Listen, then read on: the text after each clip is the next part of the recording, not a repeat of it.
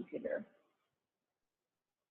Aloha, everybody. Welcome to Aquarian Radio. I'm your host, Janet Carol Lesson.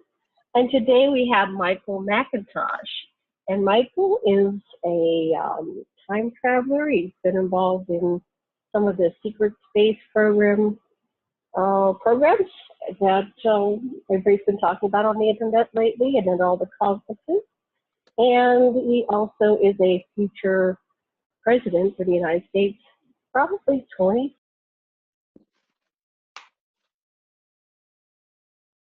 Find that phone call coming in. We're going to talk to Michael. He's going to share his story, and we're going to do a little Q&A here. And in future shows, we'd like you to send in your questions, and we will ask Michael, and we're going to try to do a series and get to the bottom of everything that's going on with Michael Macintosh and what's going on planet Earth and how we can move towards a more conscious civilized civilization where people are respected and life is better here on planet Earth. So welcome to our show, Michael. Thanks for coming on today. Thank you. Yeah, it's a delight to have you. I appreciate we're delighted to have the opportunity to talk. Okay, so how about you begin and tell us a little bit about yourself. This is a whole new audience. We're going to be putting it up on the Aquarian Radio Network, and we do put it out to about 10 different platforms, and it'll end up on YouTube. So go ahead, Michael, and tell us a little bit about yourself and how you got involved with these programs, and what are they? Well, from a very early age, early childhood, about age 5 that I can earliest remember, I lived in some very remote areas of not just North America, but the world. And although being from Boston, my family, due to work, moved around quite a bit. And so I first encountered what I believe to be extraterrestrial life here on Earth when I was about 5, living in Western Canada. I was camping in the Rocky Mountains with my parents and my younger sister. And I saw, I came out of my tent at night and I saw this craft. It was a gigantic craft, just hovering in the sky. And I sort of, I don't remember if I was taken on board that craft, but at that point, I sort of started to realize, well, hey, this is kind of not like anything that I've read about or seen on TV or anything like that. This is obviously not of human origin, probably. And I kind of just left it at that. The thing took off really quickly in the sky. It was there, and in a moment it was gone. It had vanished. It went up and away, and that was like nothing, nothing I'd ever seen. I'd been on airplanes. I'd never seen an airplane go that fast. I'd never seen a helicopter go that fast. Anything go that fast. But that was it. And a few weeks later, I was asleep. Actually, I was in my parents. My parents were renting a house in the kind of the outskirts, the suburban outskirts of Calgary, and I was attending the local high school, which had a kindergarten class in there for some reason. But one night,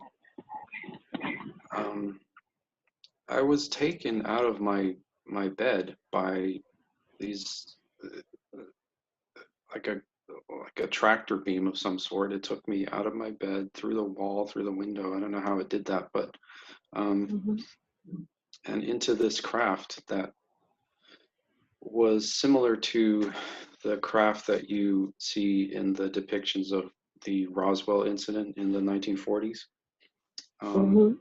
and the craft was being piloted by the same beings that people today we call, I guess, the Greys or Zeta Reticulans or whatever you want to call them.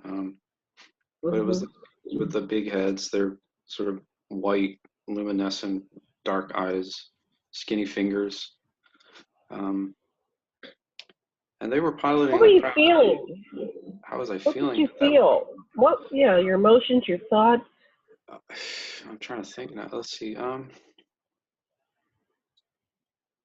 that point, I think I was just. I'm not really sure. I Mhm. mean, probably a mix of different things. Maybe a bit terrified at first, honestly, but or unsure as to whether this was actually really happening. Um, Right. but I've had that happen too. They take you right out through. yeah, They took me right out through the window, yeah, I and believe. I blacked out a little bit. It's kind of like my mind went blank, and then you had more experiences. But Yeah, there's something about when they're coming for you, and then the disbelief. It's almost like terror, hmm but then there's calm at the same time. It's very weird for me. So was that kind of what was? Yeah. Anyway, yeah. go to the next scene. Let's hold on.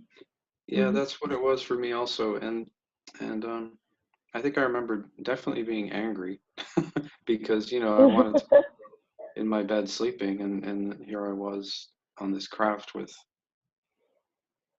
a handful of beings. I'm trying to remember how many. There might have been as many as four, Mm-hmm. and I was just sitting there, and there was a chair. I could sit in the chair and kind of like observe what they were doing, if I recall correctly, and they were really nice to me. They had no sort of like, they weren't hostile in any way. In fact, I was probably the more hostile one because I was angry, I was upset, I guess, as any Mm-hmm. 5-year-old child would be, being taken out of their bed at night by strange beings. um, Normal reaction. Yes. yeah, I suppose that's a normal reaction. But so I just remember being on that craft for a very long time, like what seemed like thousands of years, and just accumulating all this experience of traveling around space and time in that craft with those beings, like Did visiting you their. have like a sense of the passing of days, and did you eat meals or Um, have I, waking and sleeping periods like passing of days? that's a good question. I don't remember eating, honestly. If I think about it, I don't Mm-hmm. remember actually eating anything. Um, but if I think about it, it all seemed like it was just existence. Like time didn't really matter. Like it was just sort of a side point in the experience. Like it was like time doesn't. It, I guess if I think about it, it's my first exposure to the concept that time, as we understand it as humans, as a linear thing, um, doesn't really exist. That it's more just kind of all exists more just kind of all exists at the same time, and that we can sort of step outside of it and observe it Mm-hmm. rather than be actively Were you embroiled. still were you still your 5-year-old self, or were you I, aware of yourself as in a different context? as, yeah, I suppose I must have. This is this See, that. sometimes I my eternal self. I get this guy like I'm my eternal self, and I have greater awareness of the Mhm, totality of existence. Sometimes I'm like an ambassador avatar, and mhm. it's like I've adapted to be in their climate because probably that environment wasn't suitable for a 5-year-old child, human child. Yeah. So I don't want to lead the witness, but I just wondered if you had a sense of yourself, if you were still a 5-year-old child, or you. Um, I'm not. I'm not. I don't really have a strong memory of anything pertaining to that. Okay. Just that. like I wasn't really experiencing myself. I was more experiencing what was going on outside of myself. So I don't think I was Okay. really too aware of myself at all, in the whole experience. So it, yeah, it's hard for me to remember everything because this was 40 years ago now. I suppose I'm going to be Great. 40 here, and and and not only that, but when I was put back, I was memory suppressed. So I didn't even have these memories until a few years ago. They were Wow. completely not there. So and it was only when I somehow got in touch with a person that you're familiar with named Andy Bashago that I started to Hmm. be reminded of this experience and other experiences that I've had since then. Some of which involved Andy himself and another person who ended up being president, Barack Obama. And Do you want to go to that episode now, or do you want to do more of it feedback, more of the what was going on in your childhood? I'm going to yeah, well, minimize there my was that, sound and here. Yeah, go ahead. Okay, there go was ahead. that, and the, well, I do remember something that happened while I was in that experience with the craft before being put back, and that was Mhm. traveling to the future of Earth history. Like at some point in the future, in our current future, and being able to observe the historic record of that time, which is still what is yet to happen or is currently happening for us right here and now, right? So, and I noticed that, I was curious about, I guess at that point I was, I guess, curious about what history had in store for me, as you Mhm. would naturally, right? So, So um, your 5-year-old, what year was that when you were having that this episode? that You would were have 5 in what year? Yeah. that would have been like 1980, I suppose. Yeah, yeah, late 80, Late 80s. possibly, So possibly. you're in 80, and they're taking you to the future. Where are they taking you? Did they tell you a time, A time. Well, a date? not a specific date, but if I look at it from where from where we are now, it's definitely the future because there's a lot of stuff that at that point had happened but hasn't happened yet where we are right now.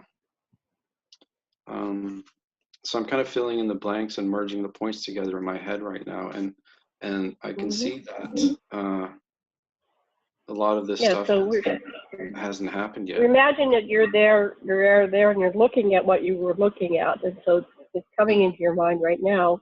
Hmm. So you know it's the future. What makes you know it's the future?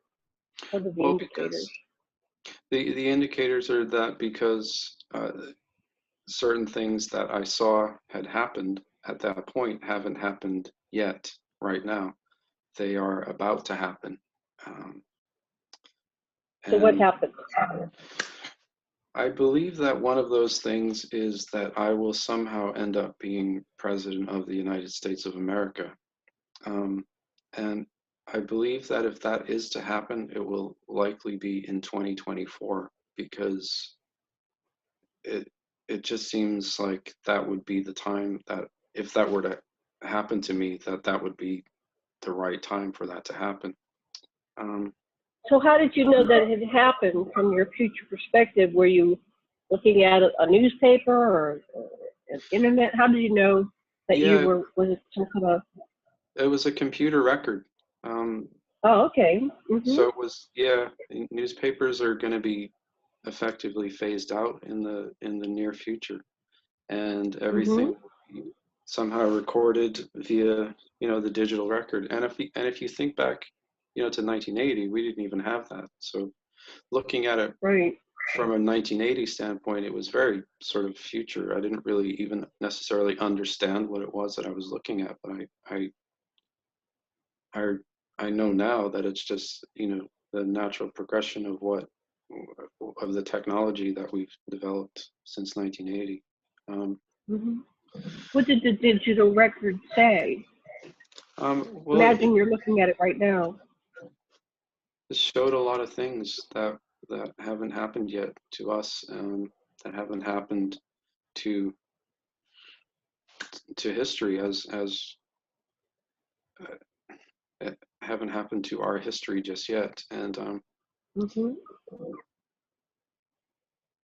somehow, if I remember very specific details, I think I'm going to end up doing something very controversial that people will very much not like me for, but ultimately it will be of lasting benefit, not just to the United States, but to humanity in general. And in the long term, it will be a really good thing. But immediately it'll be thought, certain things that I know I would certainly do as president would be thought of as shocking almost. Hmm. But Can you give us some examples of things that I would certainly do, absolutely. that you think you're going to do? Yeah. Well, I kind of, and this is something I've thought very long and hard about. But I mean, I think of our Constitution as a very important document, and not just a document, but a way of life, really, and not just a legal framework. But um, the founding fathers were obviously very enlightened, highly intelligent, spiritual men, and probably women who just didn't put their names on it. But um, Hmm. but they were giving us guidance, not just a set of rules to follow. They were guiding us in a way that would be ultimately beneficial.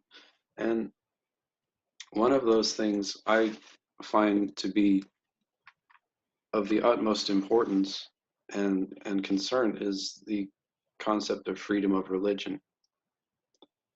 Um, and I believe that we, as the United States of America, have gotten very far away from the intended uh, meaning of that.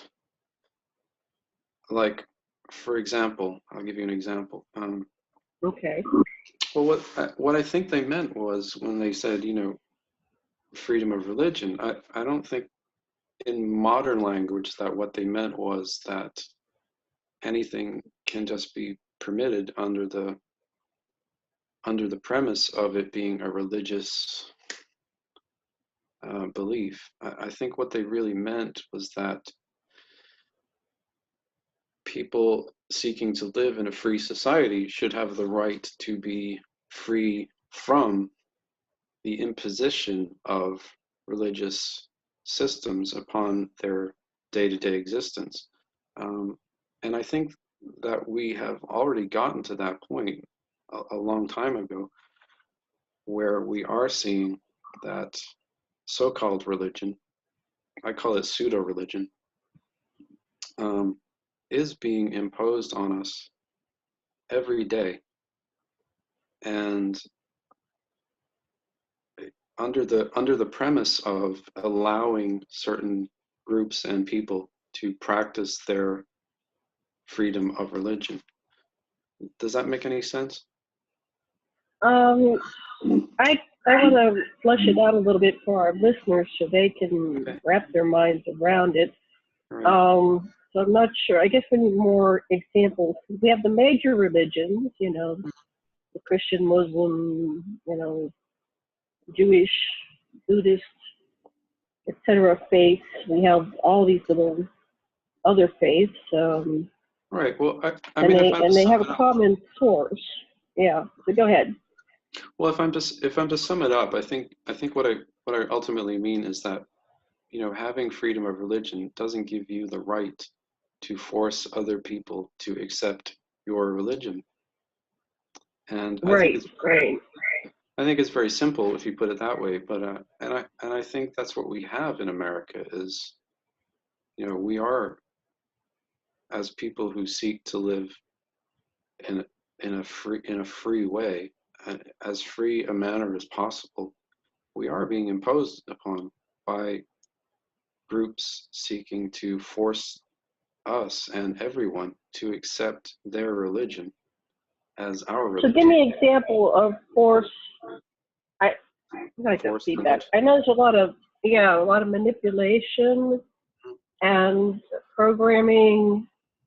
Well, So, I think if you just look at our government, for instance, and I don't want to pick on any certain group because that's not what I'm seeking to do. Um, I mhm. I I hold them all equally accountable, frankly. But I think if you look at one instance, just one example, I'll take where I grew up, for instance, which is the Boston area mostly. Mhm. Now, Boston has a lot of, Irish and Italian people of Irish and Italian backgrounds. A lot Right, of like Polish, Pittsburgh, where I grew up. right? A lot of Polish.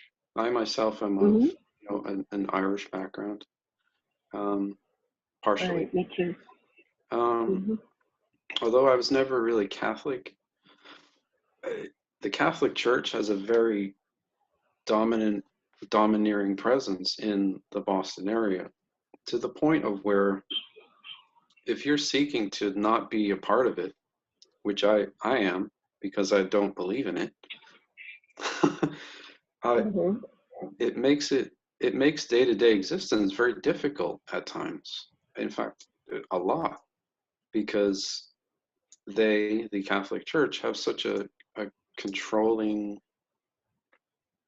presence in the day-to-day affairs of every American person in that particular location. They tend to sort of put their favorite political candidates in office because they have the money to do that.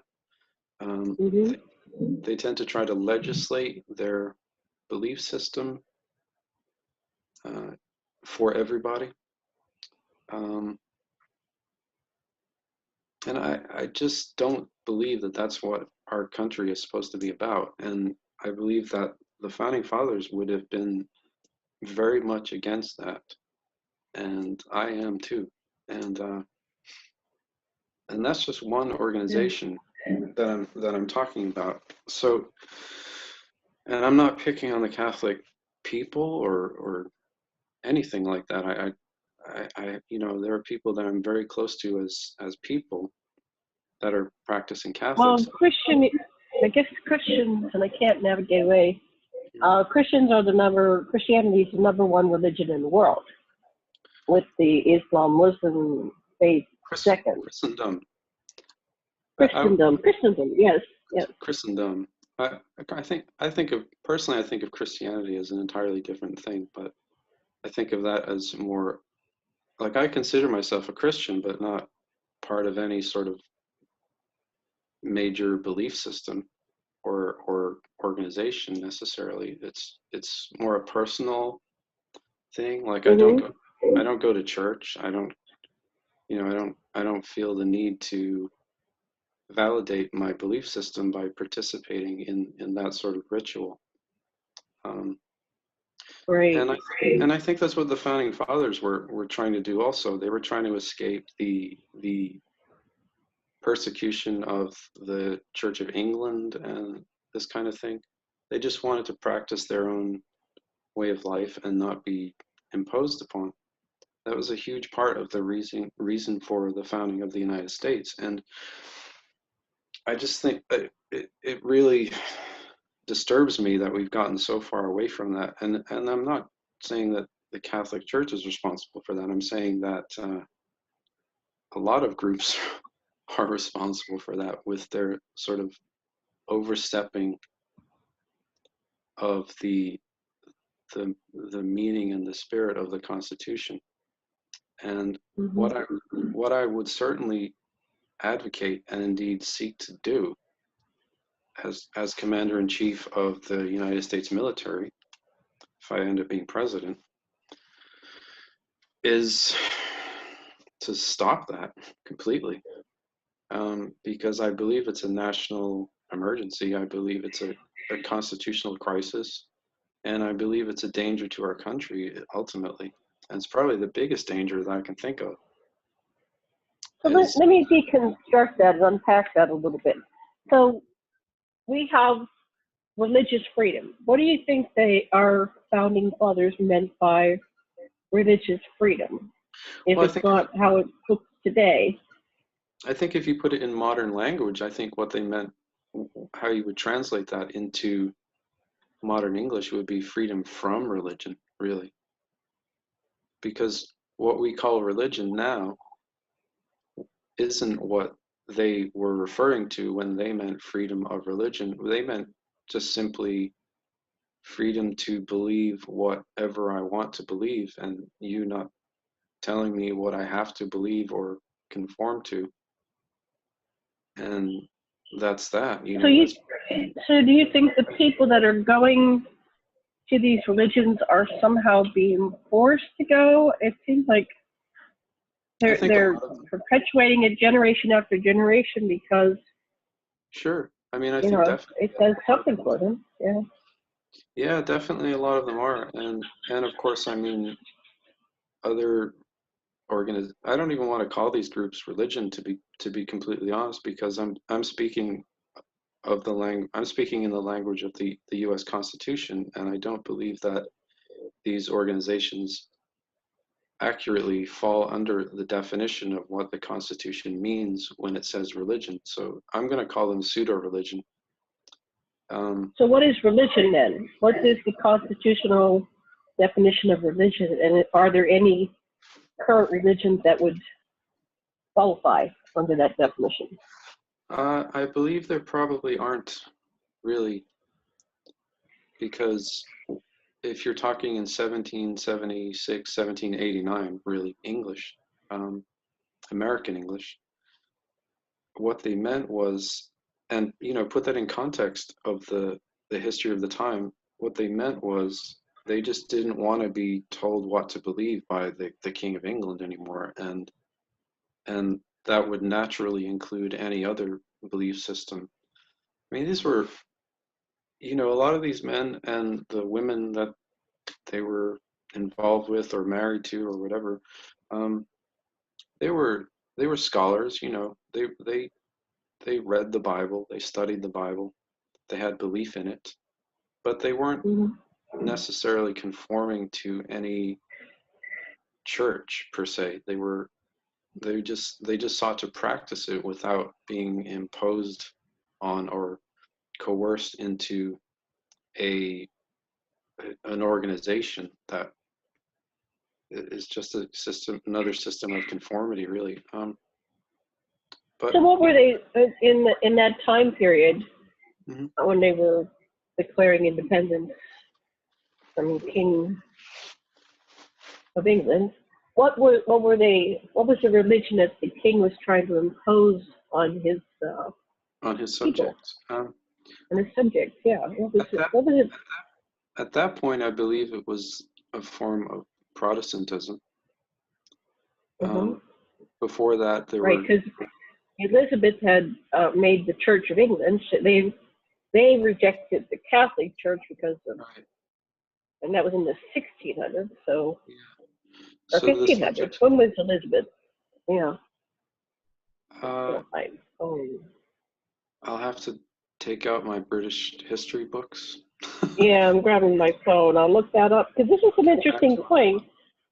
Because Dr. Leslie and I have studied religions back to Sumerian and how they came about, and I agree they were initially created as a control mechanism, according to the Anunnaki and Sumerian translations. There were too many humans and too few of them, so it was like a psychological manipulation because the humans discovered that the gods could be killed or injured and maimed, like at the Battle of Troy.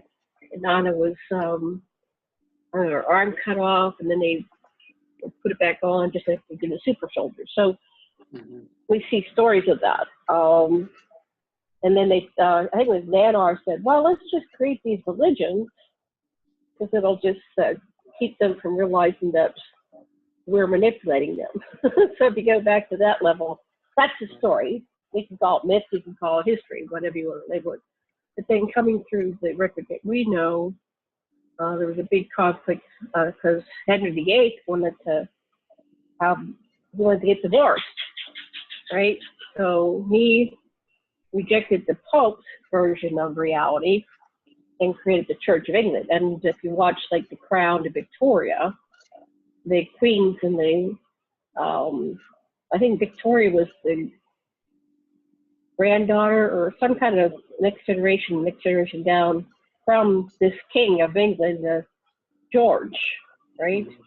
Right. So she was like a direct relative, and so watching Victoria, the series, and of course it's a fictionalization, but they are the head of the crown. They're the head of the Church of England as the queen, the head of the Church of England and the kings.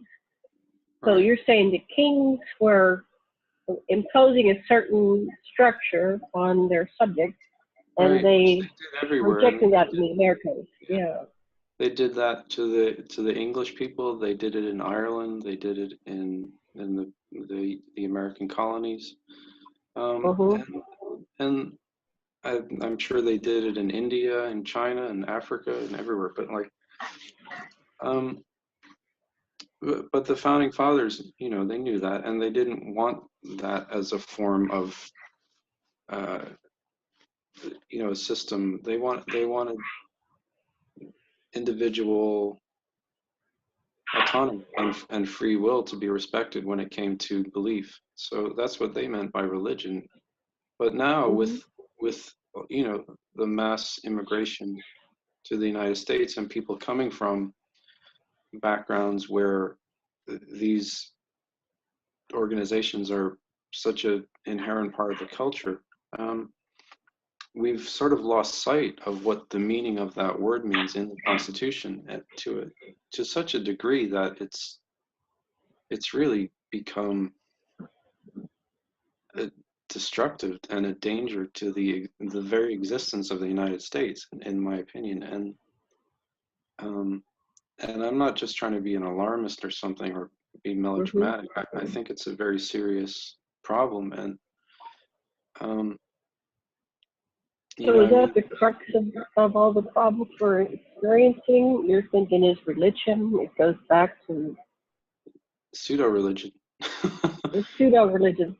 Yeah. So I guess it'd be great to see, since you're a future president, well, I mean, maybe that written up or fleshed out a little bit more, the difference between a religion and a pseudo-religion, because they're going to have to explain it to Congress and all the other bodies, like what you mean has gone awry and what you intend to do is the correction course. Well, I just inviting you to what I would do, for sure. And I think it's at the point where the president is so powerful that he doesn't really have to run anything by Congress when it comes to use of the military. He really has the final say, and he can do whatever he wants, really, at this point.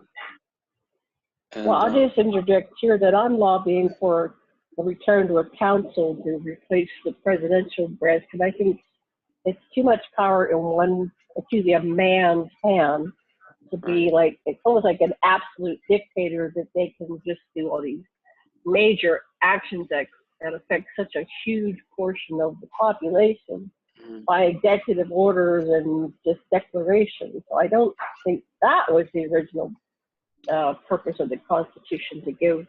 And I thought that's what they put in place with the different branches and the checks and balances. And it seems like at this point in time, these checks and balances are eroding.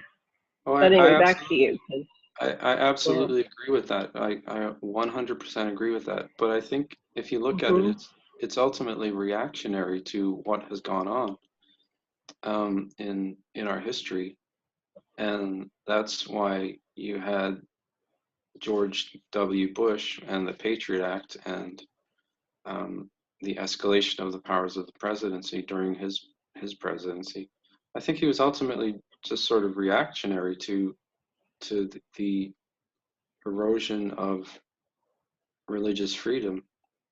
Ultimately, I What do mean, you think of the hypothesis that that was orchestrated, an inside job, like oh, 9/11, I Tim Mars? absolutely, Yeah. I think that's been confirmed and declassified by the Mhm. Trump administration. Actually, it's one of the reasons that another reason that I've had difficulty since 2001 is because I I have an education in construction and engineering, and my own Mhm. dad actually my own dad actually helped rebuild the World Trade Centers when it was first bombed in like 1993.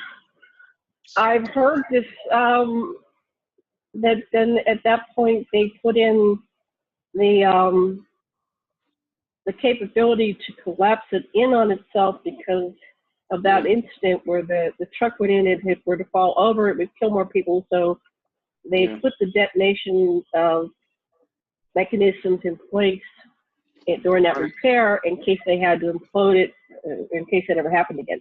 So what were you going to say? Sorry to interject that, but that's what I heard in the presentation Well, one yeah, time. it's pretty clear to anyone with an education in that field that and or a military background that it was an inside job and it was orchestrated and done deliberately to create hostility towards the Muslim world, um, and Hmm. and rationalize and justify attacking, for instance, Iraq, which is what happened like a few weeks later.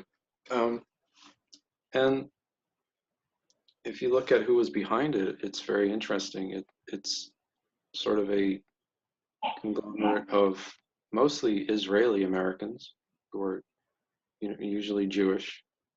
Um, I don't like to pick on Jews, but Yeah, I don't. I have they a are a Jewish religion. husband, Yeah, and my family that I married into is Jewish, and I love all yeah, my. And I'm the Jew and the Gentile. I was right, raised Presbyterian Christian, and then my right, parents became evangelists, and then of course in the Catholic Italian neighborhood world I was in Pittsburgh, a lot of my friends were Catholic, so yeah, I kind of didn't like organized religion when I was growing up too. mhm, It was so full of hypocrisy. But go ahead, yeah. make But your you can, point about the well, building. yeah, well, you can just sort of see how it's religiously motivated, uh, ultimately, and it's one religion, I don't even like to call it religion, but it's one pseudo religion perpetrating this horrible thing so they can justify attacking another pseudo religion, and Well, see, I think it goes be even more deeper and more heinous and perverse than that. It goes back to the Anunnaki mhm. Well, then we know who the Bush divided family. the planet into the different factions Hmm. because it's like Orwellian, eternal war. Hmm. So because they profit no matter what happens, Right. and their whole population is population control manipulation and keeping us, enslaved in their corporate economic slavery system. So if Right. they just keep us in a perpetual state of war, they win. They win all the time. Yeah. Now, Exactly. the factions within them, which was like Yahweh and Allah, and those are the little pseudo religions or whatever they fabricated to, put them in the different camps because you have to have an enemy, right? So everybody's It's dividing. we're the ones that have the God on our side, and those people are the enemy. Yeah, Mhm. does And that I make think, sense? yeah. Oh, I understand that completely. Yeah. And if you look at, for instance, the Bush family as well, I mean, they're known to have been involved in the Church of Satan.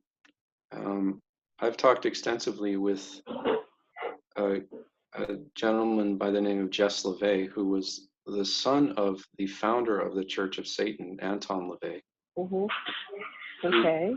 And Jess actually became a Christian, like a sort of independent, born again Christian evangelist after um, an experience in the Church of Satan where his dad and George H.W. and George W. Bush castrated him, apparently, as a sacrifice, Oh, as that's a nice.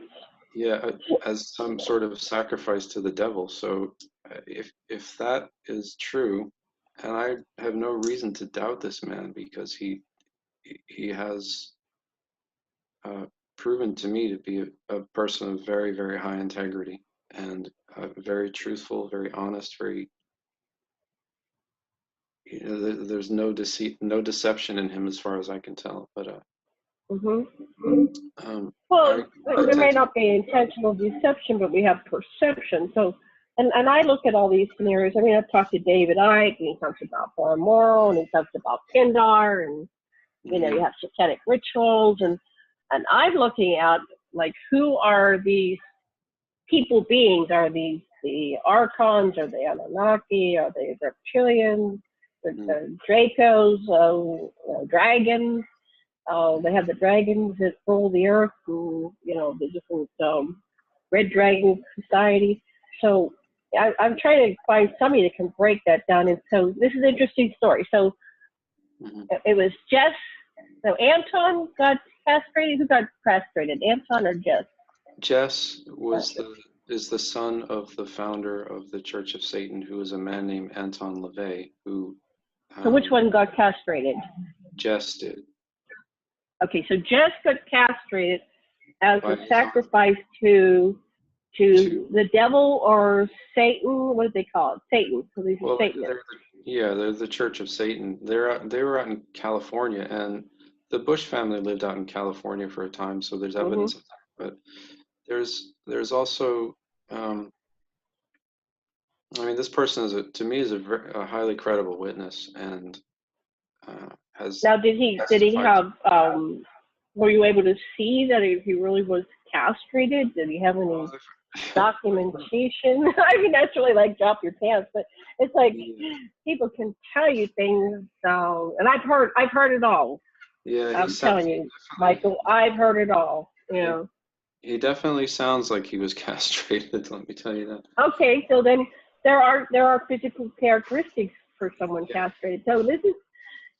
Are you still in touch with him? We lost touch a few years Hmm. ago, but I mean, it's just you know, it's just indicative of how far gone elements of our government have Hmm. gone in terms of adherence to Well, their pseudo religion and putting it what's going on in Bohemian Grove? You've heard of right. that. I mean, they have this big owl, which is a nun who has an owl symbol, and they have they Mhm. light this big fire. They have a woman that goes across the lake in a boat, and then she's taken to the altar, and there's just screaming. And are they really killing somebody, or is it just some Right. kind of ritual play? And we have all these mysteries of what is this Church of Satan. But who is Satan? That's what I want to know. Like, who is Satan? Does anybody know Yeah. that Well, people are worshiping him or it? Mm. as a biblical believing person, I have very strong beliefs about who Satan is, but What do you I think think that Satan is? well, I think he's a very powerful spirit being who has existed for a long time and is ultimately out to destroy humanity. And Does he take form? I believe it's possible for sure. Yeah, um, Hmm. definitely. Uh, But I think what really needs to be combated, I suppose, is the spirit of that being, which um, manifests itself in so many things that we call religion and try to claim as good and acceptable in our society under the premise of freedom of religion. So basically, I'm saying that there are many religions who are, to me, ultimately all from the same source. They're all satanic, as far as I'm concerned. And Well, they do have a common source. I think you're right.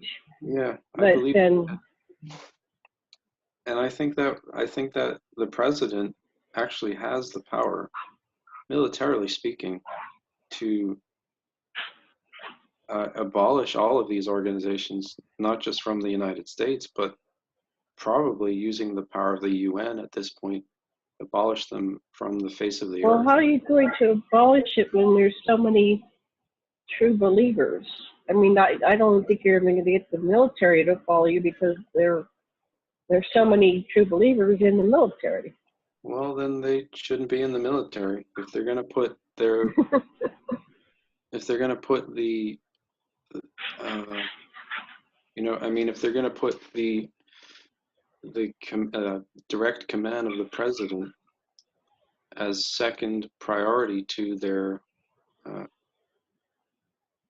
as I see it, false belief system that they're trying to uphold and force on, continue the perpetuation of it being forced on Well, the rest of us, then they're not well, really. one of the things, but this is the faction that's got control. So I've been looking at all the politics because we're having like a huge debate next week for 2 days.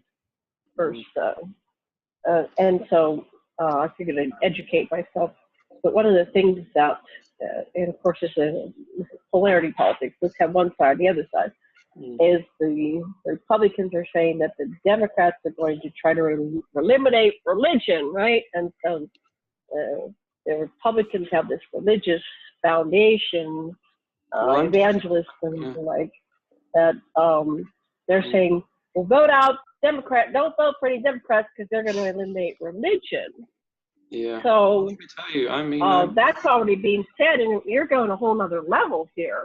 I'm just wondering how you. I mean, I agree on some level because I've tracked it back historically, and religions were fabricated. Thoth, Medicina, he went into the halls of Amenti and he discovered. He wrote in a book. What was it called? Thoth the Atlantean. And he wrote that he discovered that they were coming in interdimensionally and taking over all the leaders of their government, like David Icke says, and they were shape-shifting and they were taking over all the leaders and creating, it makes you wonder, because some of these world leaders, that are the ones that are the billionaires, they kind of look like shape-shifting reptilians, and they act draconian because they don't care about people, and if people get their needs met or they starve or, die, they don't really care. So it is pretty draconian.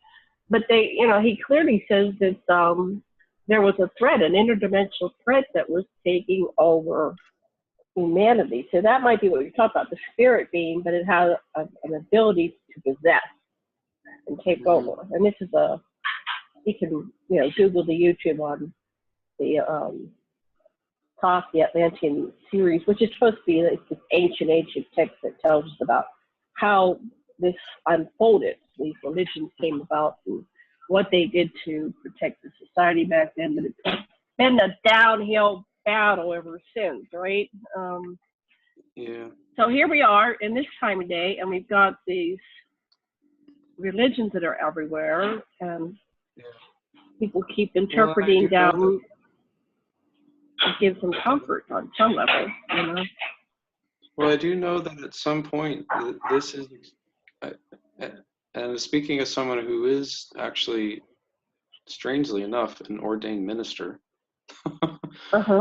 I was ordained as a minister in 2000.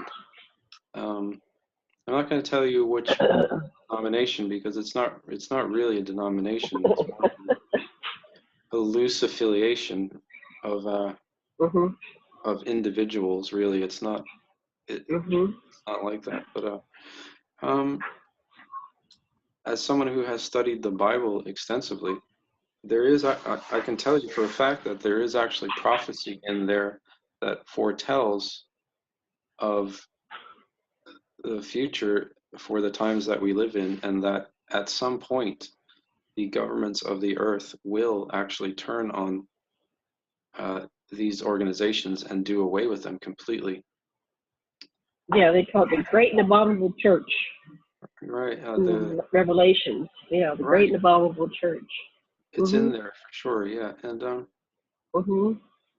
I just sort of putting two and two together. Was John on some kind of wild acid trip, or he was being time traveled? I mean, that man. If you were to take that in the modern times, you'd say, man, he had some good acid. Like, what was going on? And he couldn't quite interpret it because it was future. Like you said, it's hard to talk about something from the future because you don't have the language to really describe what's going on. Right. But I don't think it's really just a Democrat thing that would want to see that happen. I mean, I consider myself a very right wing. And I want to see it happen. So I think that's something that. Yeah, I'm the other side, so we're having a right wing, left wing. But I want to see it happen too. But see, that's what the ufologists have said. The whole rapture concept is that they're going to create that as a false flag event, where the government's planning to say these are aliens that are they've been planting these seeds since 1951 and the day the earth stood still, right? And then under Montauk Project, Stuart Swerdlow went back in time to the foot of Christ, and he took a blood sample so he'd have the DNA so they could make a clone to match to the shrouded Turin. And so we had this discussion at the conference at the Stargate conference in October. They said, yeah, they're planting the false flag with the aliens, and they're going to come in the cloud with Jesus. And the Pope was saying, yeah, of course there's extraterrestrials. So this is like, who's in charge of this stuff? It's like, oh man, you got to take it all with a grain of salt, because what's really going on here? I'm sorry, I never took the Bible straightforward because I'm an extraterrestrial contact, the experiencer, and my experience being up on ships with other beings definitely did not align with the culture that said the only place, especially back in the 50s, 60s, and 70s, and 80s, the only place that had life was Earth. I thought, oh, bullshit, It's like, come on. Yeah, but that's you. Yeah. I think if you really look into the Bible, it doesn't say anything about that. So it leaves it open to the probability that there is life other than on this planet. I mean, it doesn't. These are people taking the Bible out of context to try to prove something that they want to be true. But if you really examine it, it doesn't exclude the possibility of life outside of Earth. It just doesn't. Right, really and I think that's why the Pope came out. The Pope came out and said, "Oh no, we're not excluding life outside of Earth." Yeah. And I believe. So I think that's why that came out. Yeah. Was. I believe in both. I believe in the Bible, but I also believe in life outside of this planet because I've experienced it. I've encountered it, and there's life. Here. Yeah. There's life everywhere in this universe. It's impossible for there not to be, really. Right. So you have this whole thing of, and I think somehow it will happen. I agree with you. And I don't know why I agree with you. Well, first of all, because it'll show. I can't imagine a spacefaring race that has interacting with thousands of beings from tens of thousands of planets that they're going to be limited with the constructs that humanity has around religion, because we have to take the whole galaxy into consideration. So this is a human story that a higher being came into this level, and it's like they wanted to accelerate our progress because we were pretty primitive. So we inject Yeah. They call it interventionism. We inject an enlightened being to accelerate humanity's process and give us some concepts that are outside of this very primitive box that we were operating in, 2,000 years ago under when Jesus walked the earth. So, Well, and of course that got us going. right. And we're still operating in a very limited paradigm, but there are so many of us who aren't. We're not consciously in it anymore. If we ever were, like I don't recall ever thinking that any of this was normal from the time I was small. But I've been forced to live in this world for 45 years now. I don't like it. I've been here 20 years longer than you. It's getting really boring to me. I want the next level. Right. And enlightenment consciousness. Yeah. I'm the same way. I've always kind of thought, well, can't this be better? Can't we do something differently at least? Instead of perpetuating this. And like, I think that's really one of the big things that needs to be changed is how we understand religion and what we tolerate as far as allowing freedom of religion, because we can't just allow everything under the premise of religious freedom. It's just not. Well, yeah, we don't. Yeah. It's selective. And so then you look at it, so this is being allowed. They have a religion that sacrifices chickens, and they have Satanism as a religion, and then they have all the other religions. And Yeah. I think we need to separate religion from abuse. Like, when is something abusive? So there are religions where they believe in removing a child's clitoris. Right, and that's what like, what? Meant, That is what the founding fathers meant. Ultimately, they meant, just freedom to be themselves, their best selves, and then somehow the meaning got corrupted. And I'm just advocating a return to the constitutional definition of what that means. Do you think well, see, we need to know the constitutional definition and flesh that out and write that up and say, here was the original meaning, maybe intentions in there too, and here's the warping. Because you can take everything to show the warping. Like going back to the Sumerian text, you see the original writing, and you go, holy crap, look at how they twisted that over, the centuries. It got twisted. But people feel the spirituality within. That's why you have so many people believing in religion, because it satisfies a spiritual need to go beyond three-degree third-dimensional physicality. So we have this need for spiritual expression, but then it's got all worked up like, you sacrifice babies at the, whatever, the full moon on whatever the ritual is, which is what apparently some people are doing behind closed doors, but the outward program is, we just, they have the stories that they do the sacrificing of babies in order to become the Pope. There's all these stories I know. That are out there. Yeah. To me, that's all just that's satanic too. Yeah. It's all just insanity to me, and like the fact that people try to rationalize any sort of mistreatment of other human beings because it's their religion. It just shows how insane things have gotten and how contrary. And I really agree with you. The more we're talking, because I got a download, because if you're arguing religion, you're arguing semantics, and it's like a slippery slope, and you can't get anywhere. But if you just come to, this is illegal, so you can't mutilate.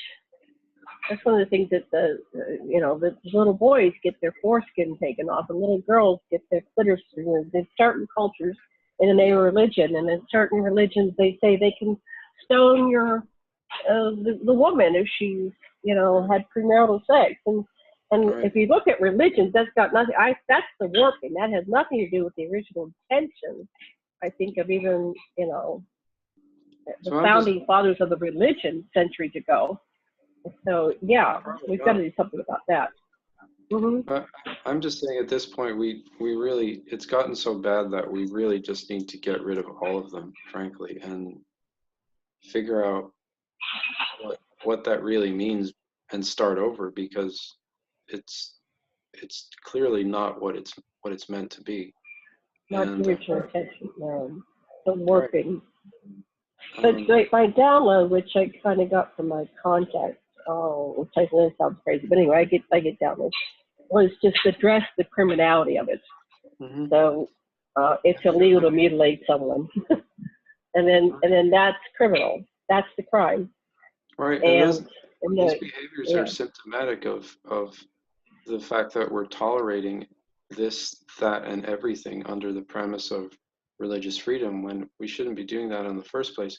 So my thinking is that we'll solve a lot of other problems if we just get rid of these organizations entirely. And I know that's, you know, going to be very unpopular, frankly, but I don't really care. now did you see that happening when you were looking back from the future? Yeah, Was that something you saw as a done deal? yeah, it is. And And what did that look like? Once that was removed, what did our society look like, or uh, our planet? so, well, missing something Yeah. for a little while. We'll be missing something for a little while, kind of confused, and a lot of people are going to be probably very upset because their ritual is going to be gone, you know. But like we'll replace it with something positive. I think ultimately So I human. think that you're going to get more people backing you if you can, give them a menu of things that replace it. Well, we're going to remove that you can't, mutilate children and sacrifice babies, and we're going to Right. really address that. That's illegal, and it really has to be planet wide. So we're going to provide Yeah, sanctuary for people living where they stone women, so they can right. come to this part of the planet where we're not going to ever stone a woman here because she's had sex with anybody, and Yeah. so once, if you can provide the safe haven for people to reject the perversion, let's call those perversions, because that's not the original intention. Right. Then I'm going to say, now we're gonna not throw the baby out with the bathwater, because you still believe in Jesus, right? Well, I certainly do, but I don't seek to force anybody else to do that, and I don't, Right, but you know. well, just give them something to wrap their head around. Say, I want to remove the perversion. I want to remove the abuse and the warping of the original intention. And here's me, and I still have a firm belief in Jesus. Mhm. See, so you're offering them. There's still spirituality. We're not taking spirituality out. We're just taking the abuse out of all the religious systems that Yeah. somehow got warped. Something like that. Anyways, what Yeah. do you envision, or what did Well, you I see? mean, I envision using the Air Force to shut down the Vatican and tanks and all kinds of things. But I mean, Well, it's a beautiful building. Let's not destroy that. well, Can we yeah, I'm just not saying destroy it, but close it bomb, down. bomb, bomb, bomb, bomb? Close it down. Arrest all those I people. think it's gonna. I think it's gonna dissolve with the death of the last pope. I think this is the last pope. This is the prediction said. Yeah, but the But problem is and I can tell you as someone with, you know, I mean, my mom is from Ireland even, so it's like I can tell you, um, the control that the Catholic Church still has on so many parts of the planet is just, as Americans, we don't really understand it fully, but there are entire countries where people are literally afraid to, you know, not conform to the perceived authority of the Pope, and that's throughout South America, Mexico, um, a lot of Americans still, parts of Europe, parts of Africa. You know, you meet people who are literally afraid to disagree with the Catholic Church and to speak what they actually might believe, which is Well, I had a report from Karen Hudes, HUDES, I think it was, years ago, and she had evidence or information about the Homo capensis, the tall whites with the large skulls, were Mhm. actually the ones behind the Vatican that were controlling the Vatican. And that is part of the reasons why they had the funny hats, which was Mhm. that hides, the big Pope hat hides the elongated skulls when they're, because they have normal faces, but they apparently have these elongated skulls. And so the Vatican may not be controlled by Homo sapiens sapiens. It might be, they call it Homo capensis, another Yeah. species. It's not quite human. It's humanoid, but not human. What do you think about? Oh, Is I that believe maybe that's, what's going on? of course, I believe that that's certainly possible. I'm definitely aware of uh, things like the Vril Society and Mm-hmm. the sort of reptilian nature of the royal family of England, and um, yeah, it would not surprise me at all if that were true. And So so the Vatican is shut down. What do you do about the Muslim culture? yeah, that wouldn't be hard to shut down either, frankly. I know it seems kind of scary because it's a scary organization, but um, I think if you, I've had very close dealings with people who came from Muslim backgrounds, and I can tell Mm-hmm. you from experience that many of them are just afraid to disagree with it because they'll Right. be they will be killed. It's not like they actually believe it or want to be part of it, but they have to conform to it for fear of losing their lives. And this is even in the United States of America, not you know Right. not other parts So of the isn't world. that true on many levels, the religious level, the Hmm. political level? I mean, there's a lot of people that don't agree with the structure and Hmm. they fear death, like the whistleblowers. These Hmm. people, they get exposed to these secret space programs like yourself, like you were exposed, and we should get into that at some point here. And yet they fear that they will lose their lives if they tell the truth. So we Right. have a very fear-based society that is exerting control everywhere you go Hmm. to maintain the narrative, the story that they want as our operating system for society. But I don't think there's very much truth in it at all Yeah, I because of don't. all this continual mafioso manipulation and mind control. And, you know. Yeah, there's definitely it's if it's fear, it's if an organization needs fear to uh, maintain its power, then it's not offering the truth because you don't need fear to help people learn the truth. It's just there, and you just point them to it if you can, and even if you can't, they'll find it naturally if the fear is removed. I think. Um, So yeah, yeah. So you're this child, and you're in the future, looking back and seeing the changes. What else did you see in the I'm not future sure if looking back? it's yeah. I'm not sure if it's going to be me that does that or somebody else before that or after. It's a little unclear, but I know that if I were to end up being president, that is certainly, as soon as my hand is taken off that Bible, it's something I would go and absolutely do that right away. I would be like, listen, military, get to it right now. I am the commander. I'm in command. Do my reality. That, Well, that would I'm happen. excited to see that. I hope I'm around to see it. That Yeah, would be well, interesting. that would happen before the end of 2024. It wouldn't even be Yeah, it's totally 2025. peaceful. And and it seems like it seems like the right time. I don't think, I don't think Trump really is interested in doing that. I think he's more concerned about other things. And while that's understandable, I think it's, you know, it's up to the guy that comes after him to really do something, or a woman, if that's the case. Um, Hmm. and I just don't see anybody who's really crazy enough to step into those shoes, frankly. So what's your okay? So let's look at it a little bit more. So did you see anything else from the future looking back that Let is going to unfold in these times? Yes. me think. Just an overall gradual improvement in human life up until the end of the 21st century. So what With happens with all this pollution? Do we clean up the oceans?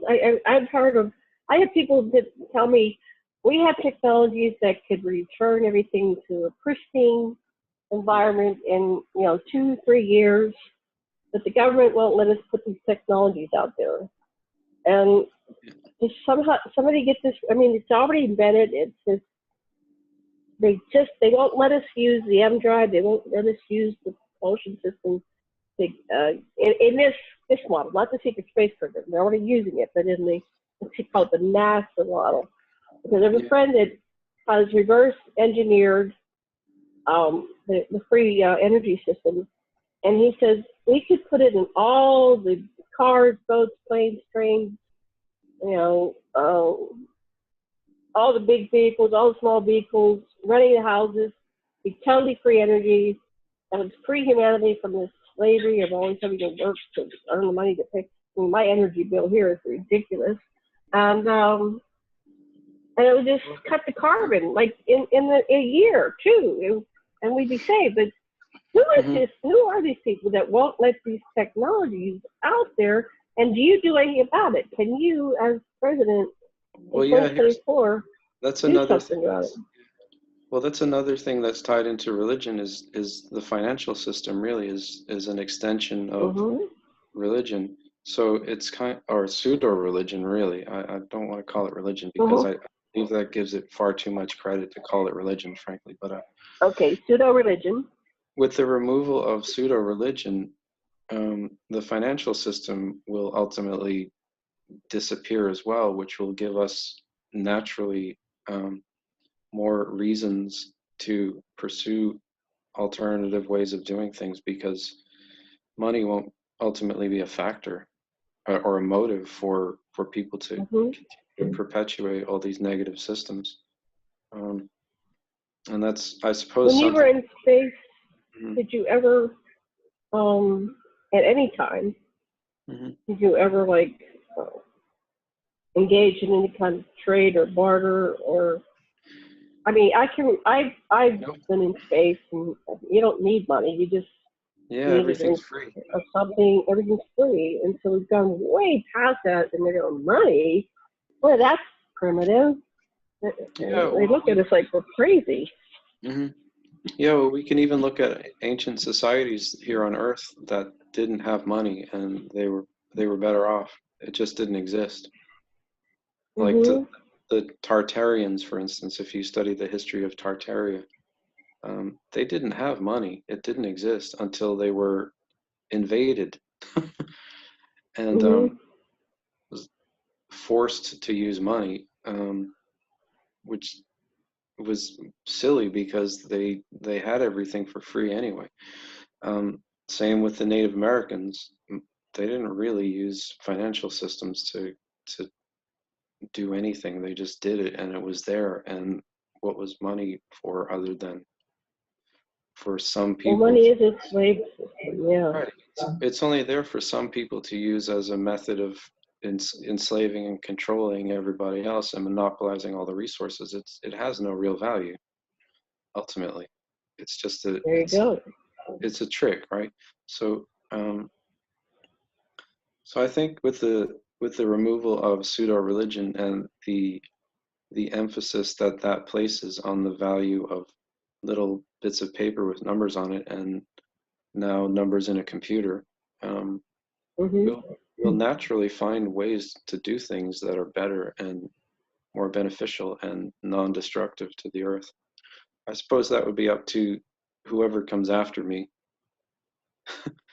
because So you're only going to do it for 4 years, and then you just step down and walk away.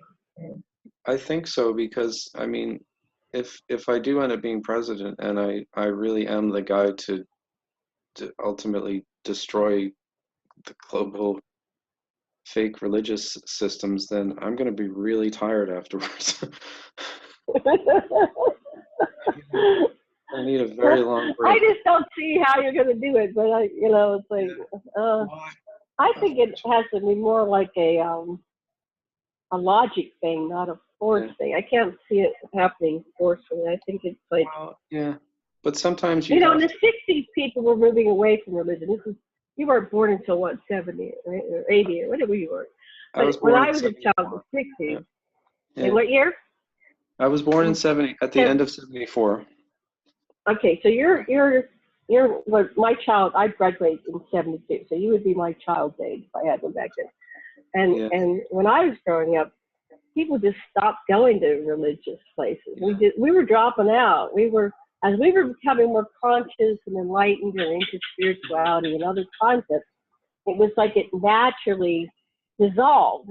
And there was a great fear for a while there in the 60s that religions were just going to lose all these people, and they wouldn't be able to support themselves financially. It takes a lot to maintain all this religions, right?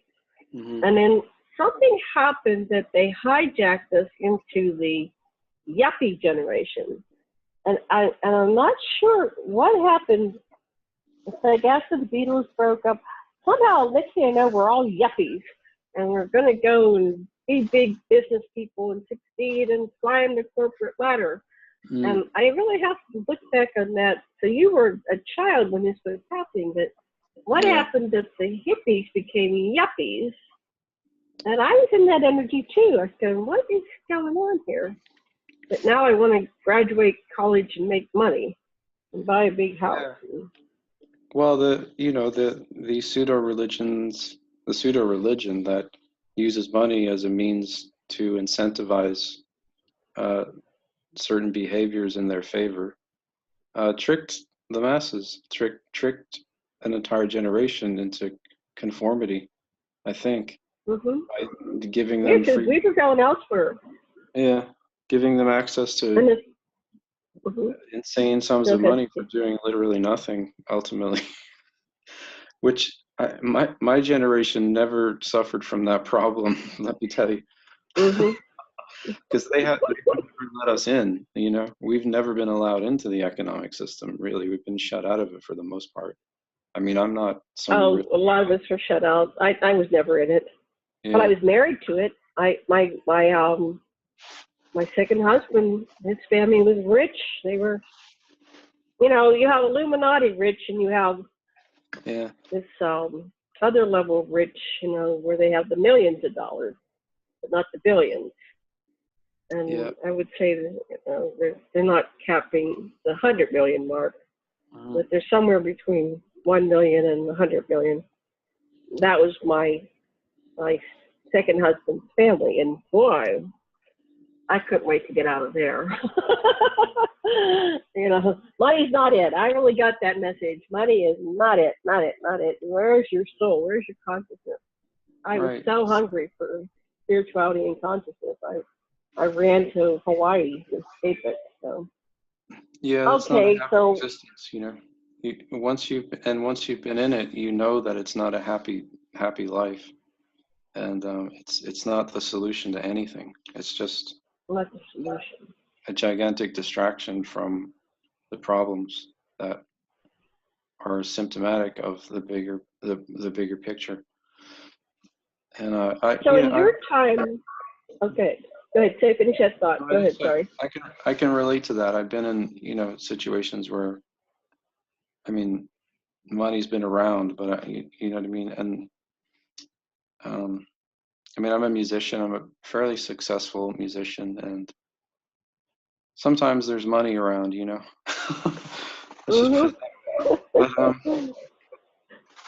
But, you realize when you get to that point that it just doesn't solve your problems. It doesn't make you happy.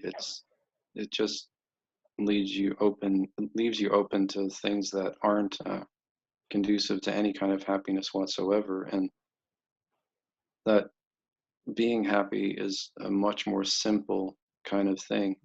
And really, that's what I would like to see happen for more people, personally. Uh, Yes. and I So, and I'm not a hippie. I'm not a hippie. I come from like punk rock, really. So I'm kind of well, more, I'm a hippie. yeah.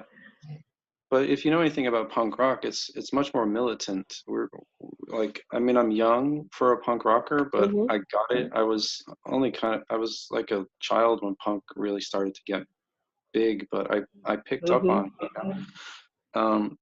And it really instilled in me that sense of urgency and kind of militant attitude of getting things done, you know, not just kind of like waiting Hmm. for something to happen.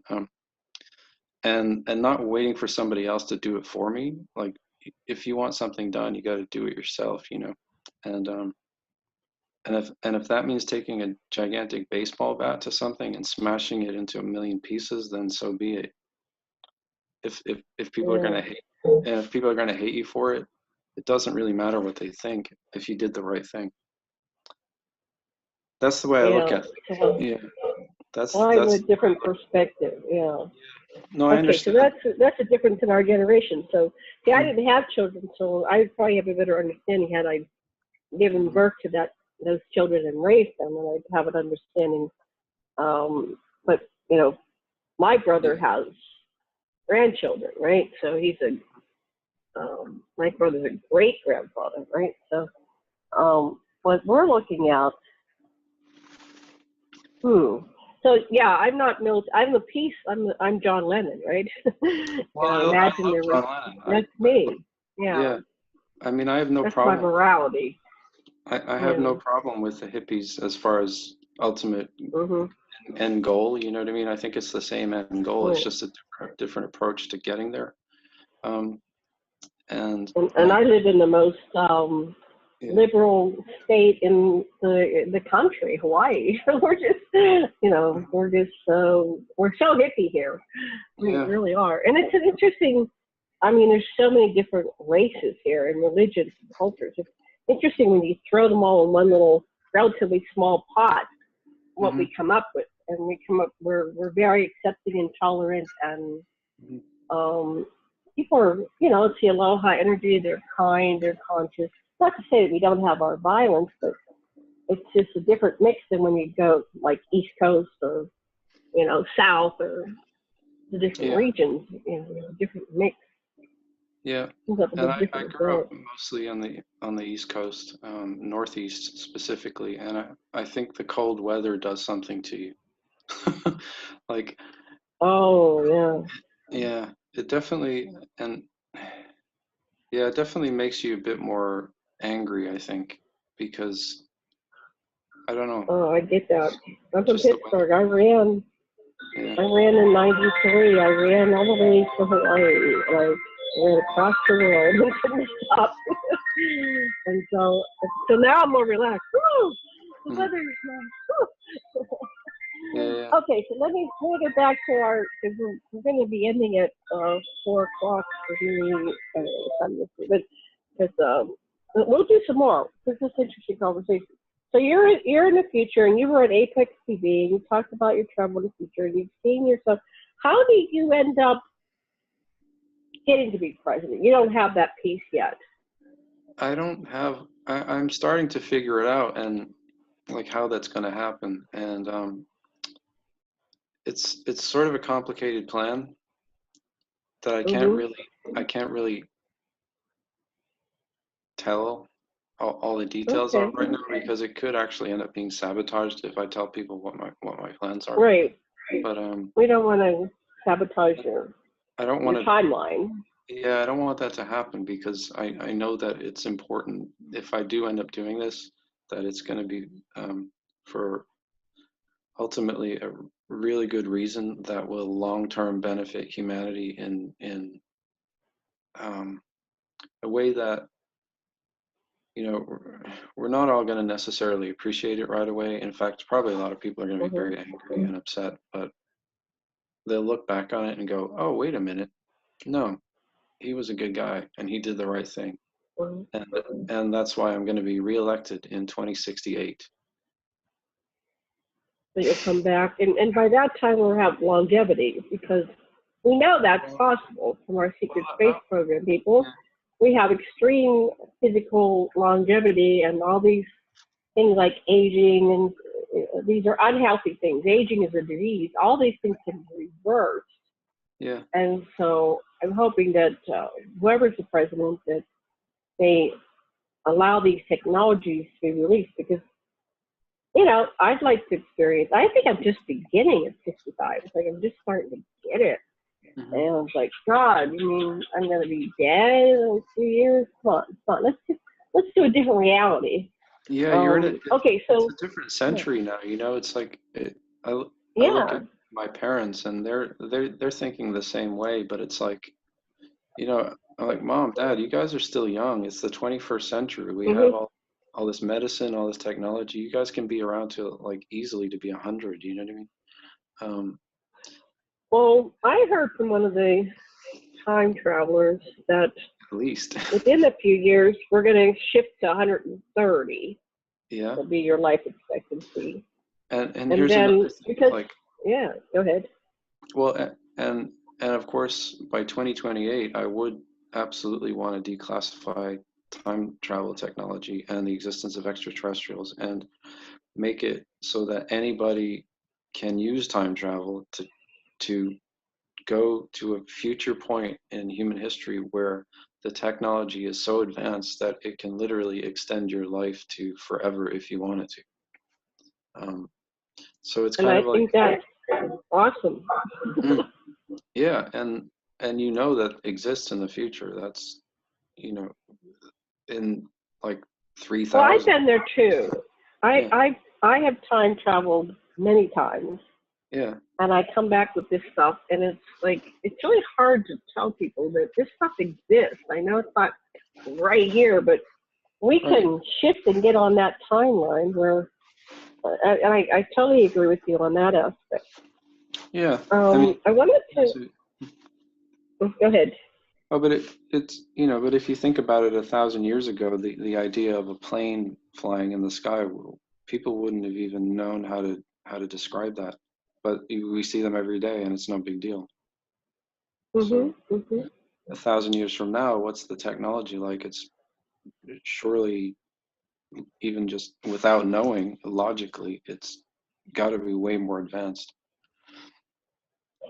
Now you're on the timeline, and you said this on Apex TV, where 2020 goes to Trump, and I'm on a timeline where I'm pretty sure 2020 will be Bernie and Elizabeth Warren, and then Bernie won't make it to 48 years. So I'm on a different timeline. So we'll see what happens in a year. Yeah, Maybe that's but just what you want to happen. well, maybe that's what you just want to happen too. So we don't know. And wanting it, I mean, desire and intention are part of this co-creative process that we do with it all. Because if we do have free will, we're coursing through time and space, and there is a lot about our intentionality that puts us on the course of where we're meant to be. But okay, so let's just go down your timeline. But there is also a lot about what do we need, what do we need to happen, and ultimately I think that's what will happen. And what do we need to happen in order to preserve the existence of humanity and thus preserve the earth and begin really to start making it a much better place for ourselves and for future generations. So if you go past, okay, so let's just go forward in time. So Trump wins. Does he go all 4 years, or does he get booted out or something happened, does he die from too many hamburgers or whatever? What happens? He gets hit by a golf ball. Too much Kentucky Fried Chicken. Yeah, golf ball. What happens in your timeline? Does he make it all 4 years or not? I don't know. I mean, I don't know the specifics there, but certainly anything could happen. He could be impeached, I suppose. If the Democrats want him to be impeached, I'm sure they'll find a reason because they've got nothing better to do. You know what I mean? It's like instead of focusing on. Well, I mean, they were going to impeach Clinton for, blowjob. It's like, I think this is a lot worse. Yeah. What's going on now? But, there's this thing, yeah. They didn't get Nixon. He left. There might be a point where he just says, I'm out of here, it's too much bullshit, and let somebody else do it. It's got to be a hard job. You have to have. Yeah, I can't imagine. You have to not give a damn about what other people think. Yeah. Yeah, and look, I really don't. If this is going to happen, I'm definitely the type of person that is suitable for it, that kind of job, because ultimately, when it comes to doing the right thing, I generally just don't care what other people think. If I know it's the right thing, I'm going to do it regardless. I could be the only person that realizes it's the right thing to do, and I will go ahead and do it and deal with the backlash later because it's just not important to me, what other people like, how other people perceive me. I'm ultimately more concerned about external things. Like I'm I really am not a narcissist at all. Like frankly, um, I'm not interested in like sociopathic systems, and I think all the psychopaths on this planet should be rounded up and put down or something like that because they're just causing us all misery and suffering. I thought we could send them to Mars, to the Botany Bay colony there, and then they could run from the reptiles that they're running around like Andy said. That would be cool. Or we could we didn't kill you, but learn how to run. Yeah, that would definitely be cool. Or we could like prescribe them MDMA or something as like experimentation. Like we could test out. They'd be happy then. Yeah, they would get all lovey-dovey and their heart chakras were open. Yeah. Yeah, that might, maybe they can be cured somehow. I don't really know, but it's anything. Well, I think people can't. I mean, I'm a psychotherapist. Anybody can be cured from this. Most of these people are crazy because of their cultural conditioning and programming, and Howard Stern wrote a book recently, and I had to laugh. It was kind of funny. I love Trump. He's been on my show a dozen times, and I did psychotherapy, and I went back to my childhood, and I'm a new person, and I really wish that Donald would go do his. Look at the father he had. I mean, that man was mean. Go back there and reprogram, his mother shit, his father shit, and he'll be free. So Howard was so happy. He says, I'm free from that stuff, and I know this is my friend, and he's got to be suffering. I would just love to see him get, intensive therapy, and then we can have another chat on the radio show because he'll be a different person. So anyway, I'm hoping. See, I came from the Star Trekking world, and you might not know this, but you might have seen it in reruns. There was an episode of Star Trek where everybody got psychotherapy and reprogrammed. There was only one, in this one Star Trek episode, there was only one criminal mind left in the entire, solar system. Only one person with a criminal mind, and they were trying to figure out. So they didn't do punishment or execution. They did rehabilitation. And in the future, they found ways of going into what made the person have a criminal mind or a deviant mind, and they helped them rehabilitate themselves. I thought it was great. It was very, I grew up on Star Trek. What can I say? I'm progressive. Gene Roddenberry was very progressive about the potentiality of humanity. Yeah. Well, I love Star Trek for sure. I always liked science fiction, and it always inspired me to think about, the possibilities. And I spent a lot of my time, memory suppressed. for some reason, I was always drawn towards um, anything that was science fiction and futuristic, and that inspired thinking about the possibilities for the future. And um, I think that was kind of unusual for kids my age because, like, you know, they all wanted to play sports and I Mm-hmm. mean, as a kid, I liked sports and all that, but I was way more into other things like science fiction and music and the arts and that kind of thing, and indeed science. Um, Mm-hmm. Well, good. Did you go to college? um, Did you?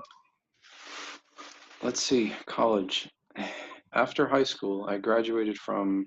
I went to two different high schools in the Boston area. Let's see, graduated barely because I was extremely depressed, frankly. I graduated at the very bottom of my class, even though I was probably one of the Mm-hmm. smartest kids in the school. But I I just was extremely depressed, and I didn't know why. Um, I Mm-hmm. found I figured out later that it had to do with the fact that I had part of my memory was gone, like, and I was depressed for Yeah. 34, 34 or 5 years or something, and I couldn't I couldn't figure out what was the cause of my depression until literally a few years ago, and now my depression is completely gone. Interestingly, um, As a psychotherapist, a hypnotherapist, that that's how it works. yeah, You have something you don't know why, you're depressed, right? Or yeah, something's just not jiving. Your life isn't joy. Our yeah, natural state is joy and bliss. And if you're not joyous and blissful, then there's something. And repression of memories is not just what the secret space program does, which they do. They're really screwing with you. But it's, yeah, say you have a childhood where you're seriously abused, it's called Makune. Your part of your brain will shut down, and you won't deal with the abuse, so that you can get up and go to school and have a life, right? yeah, So that's the benefit of psychotherapy, is you go in and you look at the surface emotions. I'm depressed, and when you go inward through, regression therapy, hypnotherapy. Talk therapy is not so great, but a little bit of talk therapy, but it's going inward into the inward journey. And yeah. then you come out the other side, like Howard and like yourself. It's like, wow, Well, it can be cured. I can feel better. I dealt with that by just becoming a really good musician and learning how to write songs and forming a band and just screaming at the top of my lungs and, and and playing guitar very loudly and gaining a mass audience and That's wonderful. That's yeah, wonderful. So it's like a primal therapy. You're screaming your yeah, artistic expression is a cure for depression. When you have yeah, depression, do some kind of expression. Yes, yeah. I that's formed a band in high awesome. school with I formed a band in high school with some friends of mine from the school jazz band. Actually, we were jazz Mhm. musicians, but we formed like a rock band that we started playing clubs in high school, and we got all the kids from our school to pay to come see us, and that was fantastic. We kept it going after high school, and I've been doing that up until now, from the time I was Wow, in that's high school. Yeah, great. and So you're but making a living with your joy, with your bliss. yeah, I mean, along the way, I've learned how to do other things because it's not always been, uh, there's not always been the money there to keep doing it, but Mhm. so I've had to do additional things at times. Mhm. But for 4 years in my 20s, early 20s, I went to, I joined the United Brotherhood of Carpenters and Joiners of North America and did Mhm. a 4-year apprenticeship, which I graduated from out of Local 33 in Boston. And Mhm. So I learned how to build houses and skyscrapers and everything else, which led to me quickly figuring out that 9/11 was an inside job. That's great. Let's look Right. at that before we sign off here. So Yeah. you were saying that. So tell me about that. What's your looking at a building? How do you know that that's an inside job? Well, I'd been in those buildings before they were blown up, and my dad helped rebuild Mhm. them the first time, and I know how they were built. Like they were union built, which means in America that means they're built very well. Um, you, Mhm. People can criticize unions all they want, but unions have a much higher standard of work than pretty much anybody in the United States, and that includes Donald Trump. Um, Mhm. um, and I'm a union guy, you know what I mean? Like, I think it's okay to be a Right. Republican and a union guy. Yeah. I'm very pro unions. So just so Mhm. you guys know that out there. I love the trade unions. I think they're fantastic. They've helped uplift and elevate the standards for ordinary Americans for a long time now, and that should continue. An excellent thing. Um, but I mean, I just know how they were built. They were built so that a plane flying into them would do nothing. It would bounce off. Mhm. Yeah. I know. It's so does not make sense. Yeah. And then I moved to the New York area a few years after 9/11. Met people who actually saw and became friends with people who actually saw the towers being destroyed. And Mhm. not a single one of them uh, testifies to seeing planes. Now, Wow. yeah, and and then knowing what I know about, I actually was a member of, growing up in Boston, I studied television production actually with like the local cable access channels and stuff. And after scrutinizing all of the various footages of the towers coming down, if you look really closely, you can see, if you sort of do it on a frame by frame basis, you can see very clearly that the planes are computer generated, and Yeah. they're they're there to kind of trick people into thinking that something actually happened that didn't happen, and to also mask what was really going on. Um, there were no So what planes. happened? Did somebody?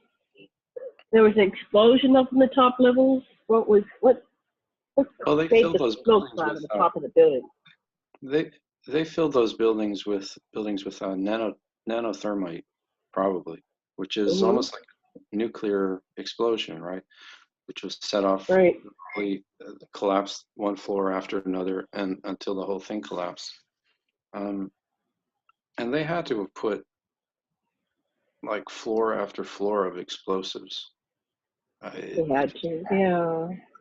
So, and that's just some of the stuff that you could look into that uh, would really,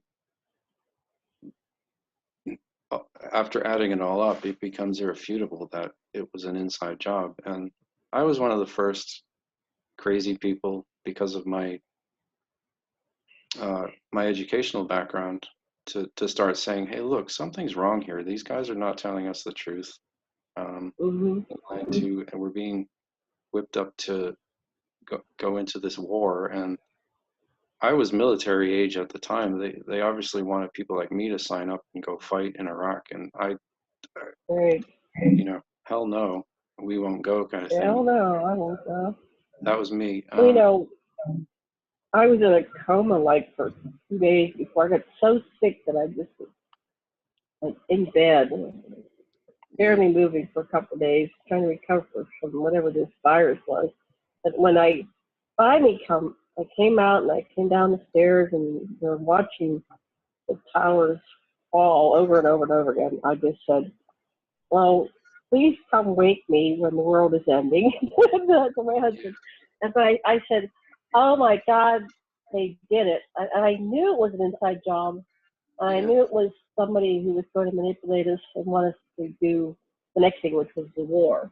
So I Right. fought it tooth and nail, and it's like, anyway, we're going to have to wrap up the show, but I want to invite you back. I can't have you next Wednesday, but if you have an opening the following Wednesday, I'd love to have you in June, because we have just scratched the surface Yeah. of There's a your lot more to talk. story. You have a fascinating story, There's and a there's lot a to lot more.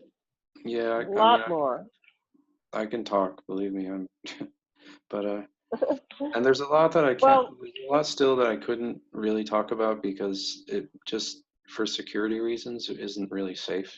I understand. I understand. We don't want to do anything to cause harm to you or your family, so that's our intention, is to just, kind of like we did Yeah. today, chat But, yeah. about what's going on, and nice. I like this nice, relaxed energy, and we can think and reflect. I think you've had a very reflective life. You said you did your screaming, but to wake up and become conscious without intensive therapy involves things like what you've done, and I think you're highly reflective. And Mhm. and then you told me from the last time how you were working on your timeline with Andy, and it's like a Russian doll. So if you go through your timeline with somebody, then it starts unfolding, right? The memories keep going. It's an ongoing process, It is, and then and you I'm see I'm how really it's proud all. of you for doing it. Yeah, go ahead. Yeah. Your turn. And then you sort of see how it's all everything's interconnected, and all of the crazy people are not actually crazy. It's just we know things that maybe other people aren't aware of yet. We're just Mhm. not to toot our own horns, but maybe a little ahead of the curve, and trying to help others really is the name of the game right now, I think. And people might view that as maybe a little patronizing, or whatever. I don't know how they might necessarily think of it, but I think we want everybody to understand that we're here to help, and we're trying to help, and we want to make things better for everybody. And you know, we have tools at our disposal, and we can use those. We don't have to adhere to any sort of steadfast, dogmatic, rigid thinking when it comes to using these tools to shape things in a better way. It doesn't have to be this left or right, black or white kind of thing. There are things that we can all ultimately agree on, and that's really what I think we should be focusing on. I do too. Wow, amazing. I think we're going to end for today. Any final words to our listeners? And I will work on uploading this. I don't want it to get too long because I want to be Um, able to upload it. Yeah. no, just if you guys get bored, check out my website. It's Yeah. youngastronautclub.com. Is the website for my band. You might like to hear some music, and Oh, um, would love to. I'd love to know what you guys think of it, and feel free to get in touch with me through any of the social media links that are. And if you have any songs that I can play that might be relevant to our topic, Um, and you can send me the MP3 in a future show, and I can play it as our outro or something. that'd be great. The first song on the website is I think my favorite. It's called Lines in the Sky. It's about the chemtrails phenomenon that we're seeing that needs to go away too. Oh, yes, yes. Just trying to. So we'll talk offline and through emails or Skype, and we'll be back in 2 weeks if that works for you. Great. Well, maybe Looking even forward to before, but I've got company coming, so it's I gotta deal with company, which is what happens when you live in Maui. it. Yeah. So, well, thank you so much. I really appreciate you coming on the show, and for being patient with me getting you online here. And next time, let's try your phone. You can you use your phone perhaps to get Yeah, I'll try charged? to get it working. I'm not the most technologically savvy Okay. person. If not, we can do this again. Mm. Okay. Well, that sounds good. So, thank you so much, Michael, and love and blessings to you and your family, and love to all our listeners. And this has been Janet Carolison and Michael Macintosh on the Aquarian Radio Network at aquarianradio.com. Much love and blessings, and aloha, everybody.